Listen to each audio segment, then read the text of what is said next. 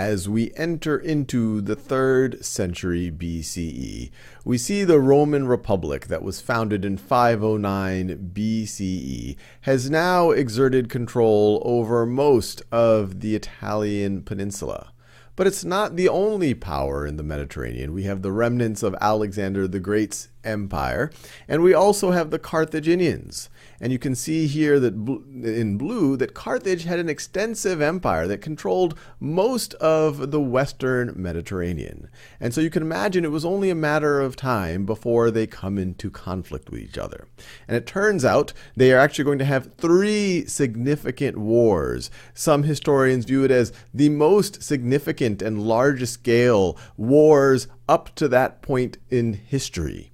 And the first of these happens in 264 BCE, and it goes on for 23 years to 241 BCE. This is known as the first Punic War. You can see it on the timeline right over here, going from 264 to 241. To 241 right over there. And it's a result of a conflict that starts between 2 city-states in Sicily. Sicily is this island right over here. And you have the city-state of Syracuse, which is a powerful city originally established by the Greeks, and it gets into a scuffle with Messina, which is another city-state at the northeastern tip of Sicily. And Rome and Carthage, these 2 great powers, get embroiled, and it ends up being a conflict over the island of Sicily, where Carthage already had a foothold on the west coast. Now, what's interesting going into this war is that Carthage had a powerful, you could view it as an empire over the sea. It had a very powerful navy, while Rome had a very powerful army, and not really much of a navy to speak of. But as we'll see as we go through the First Punic War, that will change. The first major battle happens at Agrigentum, and I'm probably mispronouncing it here, on Sicily. And the Romans are able to win decisively. And then the Carthaginians, you can imagine, start to say, well, maybe we should engage them more in the sea. And that happens in 260 at the Battle of Lipari Islands, which are right over here. And when the Romans get defeated there, they say, hey, maybe we need a little bit more of a navy. And so over the course of these several decades, you have this continual fighting. And there are some Carthaginian or Punic victories we've talked about in previous video. The word Punic is derived from what the Romans called the Carthaginians, which is derived from their roots as Phoenicians. You have some Punic victories, but for the most part, Rome is successful. And so at the end of the First Punic War, a few things happen. You have Carthage leaves Sicily. Carthage expelled from Sicily.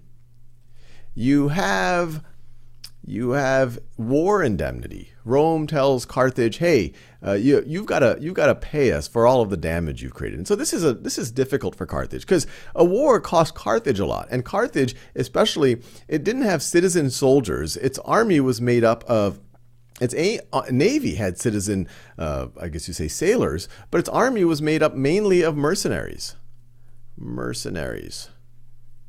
So these are soldiers who really, if you pay them enough, they're going to fight for you. They don't really have allegiances based on some type of ideology or citizenship. So Carthage, as they went through this many decades war, they had to pay all these mercenaries. They had their own costs. And now Rome is making them pay indemnity. War indemnity to Rome.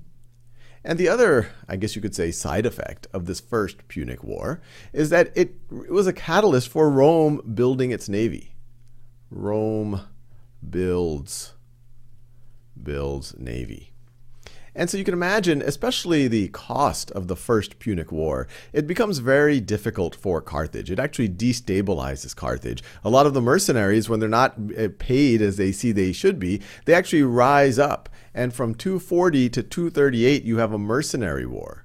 So 240 to 238 BCE, you have a mercenary war.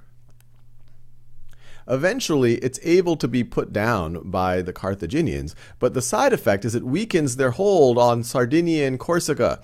And so by the end of the mercenary war, the map looks like this right over here. So you could view this map as what the Mediterranean looked like in 238 BCE, where you see now the Romans not only have control of the Italian peninsula, they've gained control over Corsica, Sardinia, and Sicily. Now, this is Roman power is only going to increase, but the Carthaginians, this proud empire, they're not done here.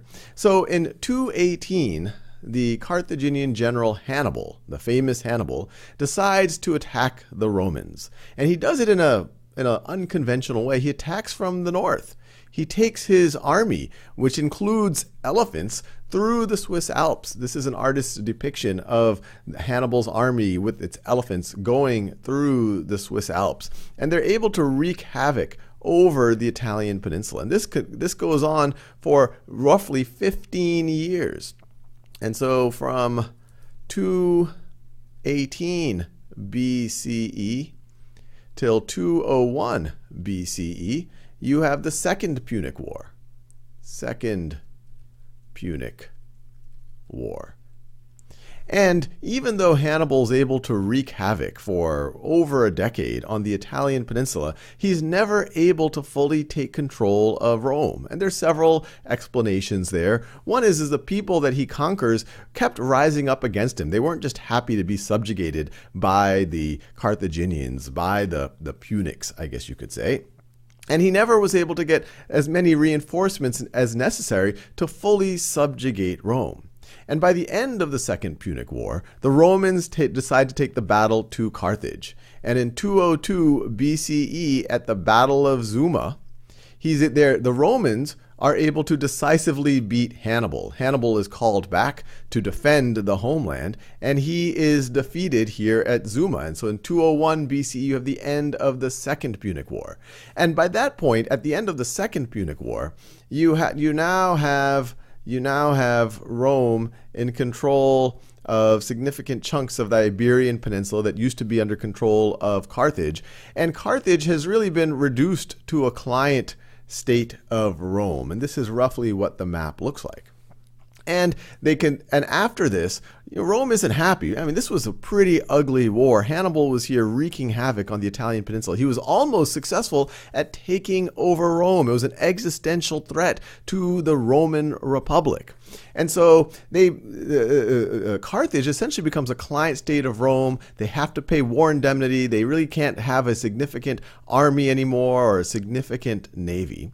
And many people in Rome over the next several decades, even though Carthage is weakened so much, they start arguing, hey, we should just completely destroy this city, because every time we destroy them or at least we beat them, we get into this peace treaty, but then they get powerful again, and then we get into a war with them, and these are very ugly wars. And so finally, in 149, let me write this, 149 BCE, as Carthage is starting to reassert a little bit of power, it's trying to rebuild its military, the Romans get scared.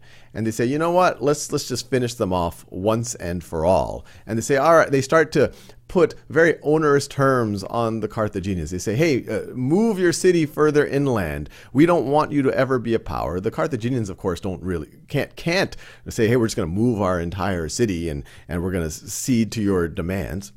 And so the Romans use that as grounds for attack. And then, so from 149 BCE to 146 BCE, you have the Third Punic War. Third Punic War, which is really the one where Rome goes to destroy Carthage. And they are able to destroy Carthage. ending a 700-year a city-state empire, whatever you want to call it. They then become, the city of Carthage is utterly destroyed. Its inhabitants are enslaved, which the Romans like to do for subjugated people. And the city was burned in a very systematic way for 17 days. The Romans wanted to ensure that Carthage could never rise up again to threaten Rome. And so after the Third Punic War, the Romans are now the dominant empire in the Mediterranean. Not only did they control what they controlled going into the Third Punic War, but now they controlled Carthage's African colonies. The same year, 146 BCE, the Romans were also able to take control of Greece.